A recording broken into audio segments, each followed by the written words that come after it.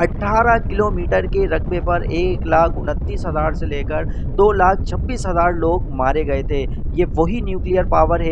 अस्सलामुअलैकुम वरहमतुल्लाहि वबरकातुहू। आज हम बात करेंगे पाकिस्तान में वो कौन सी एनर्जी रिसोर्सेज हैं जिसके ज़रिए से इलेक्ट्रिसिटी प्रोड्यूस की जाती है। तो नंबर 1 पर आता है फॉसिल फ्यूल्स, जिसमें सॉलिड यानी कोयले से बिजली बनाई जाती है, लिक्विड से बिजली बनाई जाती है, पेट्रोल, हाई ऑक्टेन या फिर गैस। और नंबर 2 पर अगर बात की जाए तो न्यूक्लियर यूरेनियम, जिसे Na भी कहा जाता है। और अगर नंबर 3 पर हम बात करें तो रिन्यूएबल हाइड्रो एनर्जी यानी अदर रिन्यूएबल एनर्जी की बात की जाए तो उसमें wind turbines, wind power plant या फिर सोलर सिस्टम भी शामिल हैं। तो यूरेनियम फिशन, न्यूक्लियर फिशन का जो प्रोसेस हो रहा होता है उससे बनाई जाने वाली बिजली के प्रोसेस को, उसके अमल को सबसे ज़्यादा ख़तरनाक इलेक्ट्रिसिटी रिसोर्सेज समझा जाता है। बिजली अगर बनाने की बात की जाए तो फॉसिल फ्यूल से अगर हम बिजली बना रहे हैं तो सॉलिड की बात की जाए तो कोयला गर्म होकर जल रहा होता है, जिस उससे स्टीम प्रोड्यूस हो रही होती है, पानी को गर्म किया जा रहा होता है।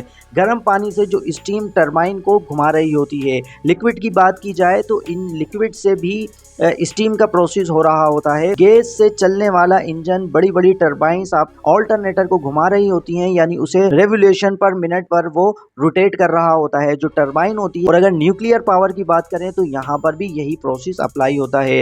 हर तरह के प्रोसेस में एनर्जी रिसोर्सेज के हर अमल में ऑल्टरनेटर यानी जनरेटर को हमें घुमाना होता है। हम पानी से करें, हाइड्रो सिस्टम से हम टरबाइन को रोटेट करें, या फिर अगर रिन्यूएबल एनर्जी में आप विंड टरबाइन की बात करते हैं तो वो भी हवा से रोटेट कर रही होती है। फॉसिल फ्यूल्स में solid, liquid, gas, uranium, hydro, wind turbine, इन तमाम प्रोसेस में हमें जनरेटर को रोटेट करना होता है।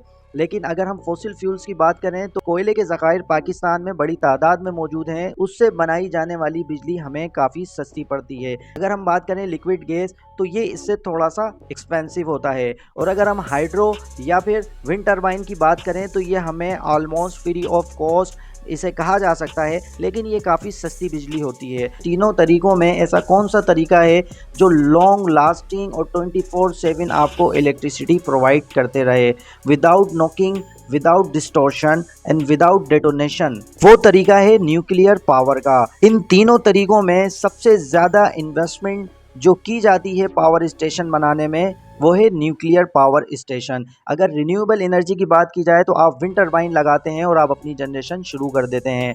फॉसिल फ्यूल की बात की जाए तो आपने स्टीम टरबाइन लगानी है और आपने जनरेशन शुरू कर देनी है। लेकिन अगर आप न्यूक्लियर यूरेनियम पावर स्टेशन की बात करते हैं तो यहाँ पर ऐसा कुछ नहीं है। इसकी एप्लीकेशंस, इसकी रिक्वायरमेंट, इसकी SOPs, तमाम रिस्क फैक्टर्स के प्रिकॉशनरी इम्प्लीमेंटेशन, तमाम चीज़ें इसकी बिल्कुल अलग हैं। इसमें रिस्क फैक्टर काफ़ी ज़्यादा होते हैं और ये बड़े रकबे पर यह स्टेशन लगाया जाता है। न्यूक्लियर पावर लगाने से पहले आपने काफ़ी लाइसेंस हासिल करना होते हैं, जिसमें site registration, construction licence, permission of commissioning, permission introduce nuclear material, operating licence, revalidation of operating licence, beyond design life licence, licence of decommissioning nuclear installation of well. को समझाने के लिए यहाँ मैं बताता चलूँ, जिस टैंक में ये प्रोसेस हो रहा होता है उसे न्यूक्लियर रिएक्टर कहा जाता है, और जो रिएक्शन इसमें हो रहा होता है उसे न्यूक्लियर फिजन कहा जाता है।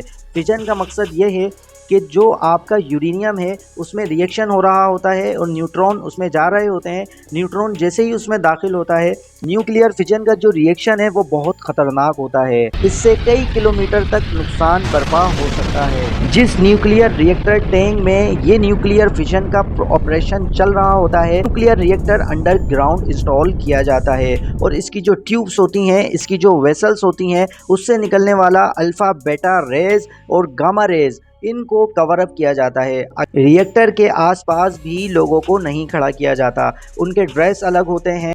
न्यूक्लियर फिजन का प्रोसेस रिएक्टर वेसल्स के अंदर हो रहा होता है, जिसके बाहर जानिब थर्मल शील्डिंग कवर से इसे कवर अप किया जाता है। इस बात से आप अंदाज़ा लगा सकते हैं कि 1 kg यूरेनियम बराबर होता है 30 लाख कोयले के, यानी 30 लाख kg जो कोल होता है वो 1 kg यूरेनियम का काम करता है न्यूक्लियर पावर रिएक्टर के अंदर। और ये यूरेनियम कहाँ से मिलता है? ये एक ज़मीनी धात है। यहाँ मैं आपको बताता चलूँ, यूरेनियम एक धात है जिसके एक्सपेरिमेंट 1920 से चल रहे थे और जो फाइनली ये एक्सपेरिमेंट 1937 में सक्सेस हुआ। 1937 के बाद जब न्यूक्लियर फिजन का एक्सपेरिमेंट सक्सेस हुआ उसके बाद पूरी दुनिया के जो रिसर्चर हैं, यूरेनियम समंदर के अंदर पाया जाता है और कुछ तादाद इसकी पहाड़ों के अंदर भी पाई जाती है। दुनिया की वो कौन सी कंट्रीज़ हैं जिसमें मोर देन 85% यूरेनियम पाया जाता है?